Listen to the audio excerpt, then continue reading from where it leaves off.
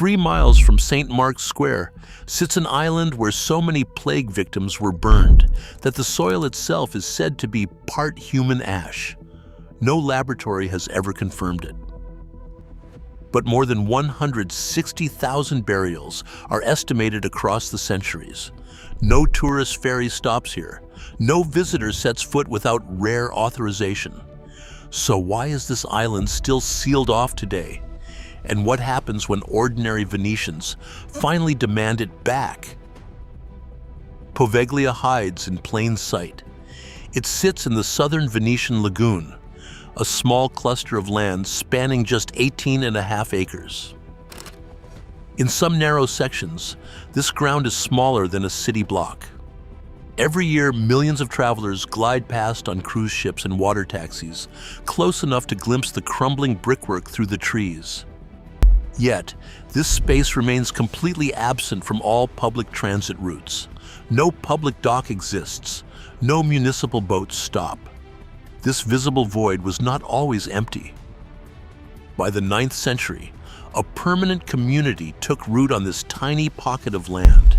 It became a secure sanctuary for families fleeing the nearby settlement of Malamocco, who were escaping the chaos of mainland invasions. These early pioneers built an ordinary, industrious life. They established a thriving local economy centered on fishing and harvesting salt from the shallow lagoon waters. The settlement functioned as a self-governing village, complete with its own local magistrate. But this stable civic life shattered in 1379. The devastating War of Chioggia erupted between the rival republics of Venice and Genoa. As enemy warships closed in, Venetian authorities ordered the total evacuation of Poveglia to reinforce inner lagoon defenses. The residents abandoned their homes and fled. The war eventually ended, but the community never returned. Poveglia was left completely empty, transformed into a silent, state-owned void. It lay waiting for centuries, until a desperate public health crisis forced Venice to find a remote dumping ground for its most contagious citizens. In 1793, Poveglia was officially designated as a lazaretto, a specialized quarantine station designed to contain the spread of deadly plague. As a dominant global trading port, Venice was highly vulnerable to maritime infection, making isolated outpost islands essential for survival. For over 2 decades, until 1814, Poveglia acted as a physical barrier against disease, intercepting arriving ships and separating suspected cases from the healthy.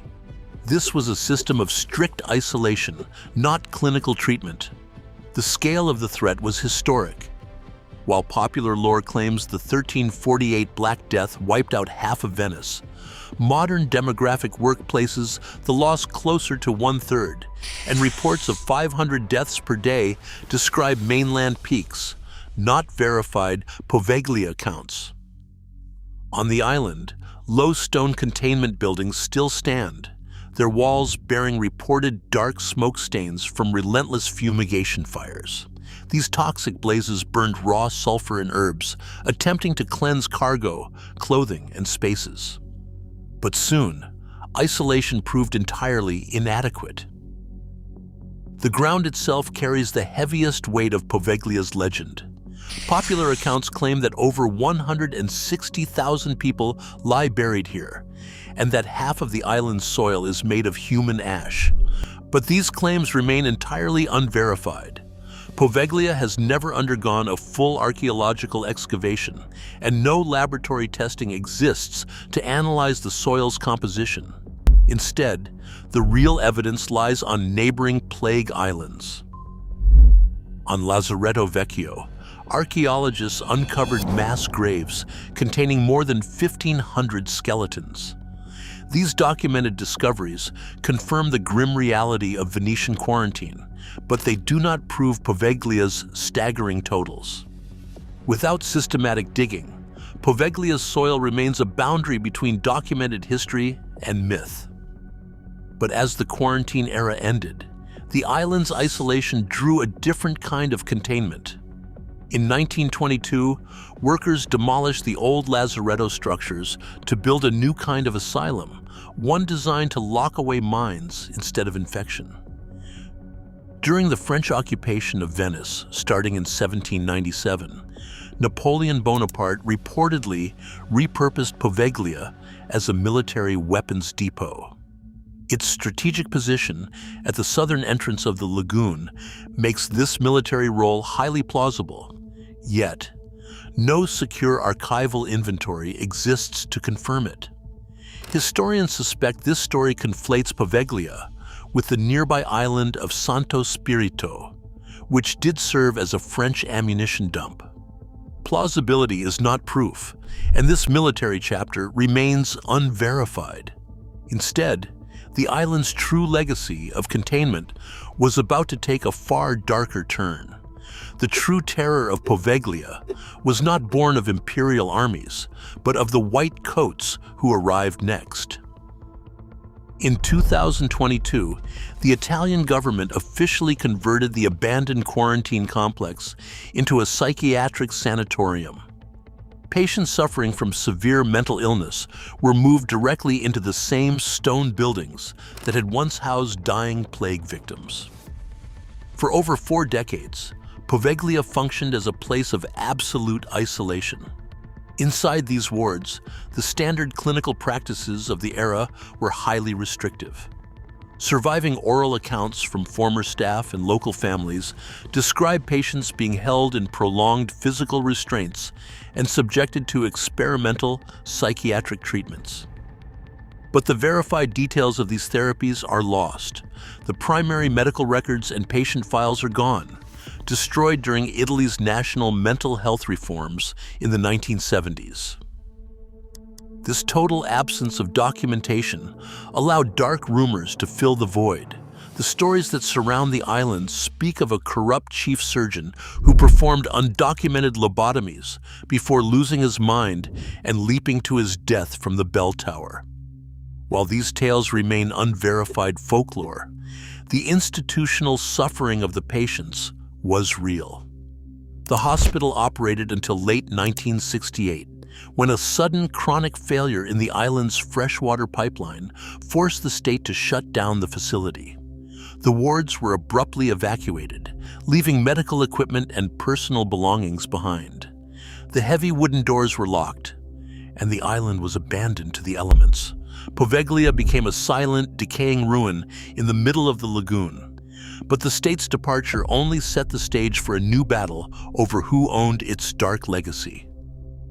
Decades of complete isolation have transformed Poveglia into a crumbling labyrinth. Since the asylum doors locked in 1968, no one has lived on these 7 hectares. 15 deteriorating brick structures, including the overgrown hospital wards, a historic church, and the isolated bell tower, still stand against the lagoon tides. But the true danger here is structural, not supernatural. Constant saltwater intrusion eats away at the foundation walls. Inside, rotted timber floors and collapsed plaster ceilings create a hazardous minefield for anyone stepping past the threshold. Unconfirmed local reports claim that initial restoration crews abandoned their equipment and fled the island abruptly, though no official records explain why. Today, setting foot on Poveglia is strictly illegal. The municipality of Venice guards the island under a total security ban, rarely issuing the special permits required for legitimate entry. Yet, this rotting state property would soon spark a multi-million-dollar battle between private luxury developers and a rebellious group of local citizens. In March 2014, the Italian State Property Agency opened a public tender offering Poveglia on a 99-year lease. It was not a sale, but the prospect of private commercial development on this neglected public site sparked immediate outrage among Venetians. Businessman Luigi Brugnaro, the future mayor of Venice, stepped forward to claim it. Representing a private commercial future for the island, Brugnaro submitted the highest bid of €513,000.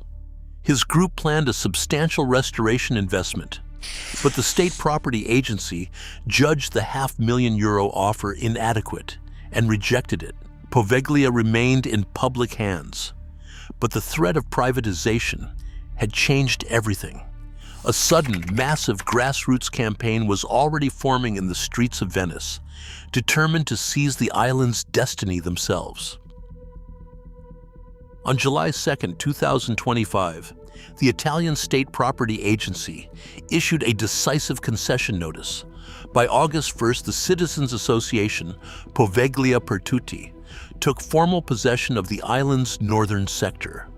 Led by spokesperson Patrizia Veclani, this grassroots campaign mobilized thousands of ordinary Venetians who crowdfunded over €460,000 to defeat commercial developers. This agreement is a 6-year concession, not the 99-year lease once offered to private interests. Partnering with the University of Verona, the group plans an urban lagoon park focused on ecological research. While organizers aim to resist mass tourism, official terms mandate controlled public use for the wider community. Unlike nearby San Servolo, which became a curated asylum museum, Poveglia remains raw. The citizens seek to turn a dumping ground for the unwanted into a public sanctuary without erasing its grim past. But as the tides rise, whether this fragile balance can truly survive remains unanswered. Poveglia's gates are unlocking. Its toughest trial begins now. As rising tides and decay threaten these ruins, Venetians fight to reclaim their heritage from neglect. Can a monument of isolation truly become a public sanctuary? Tell us what you think below and subscribe for more.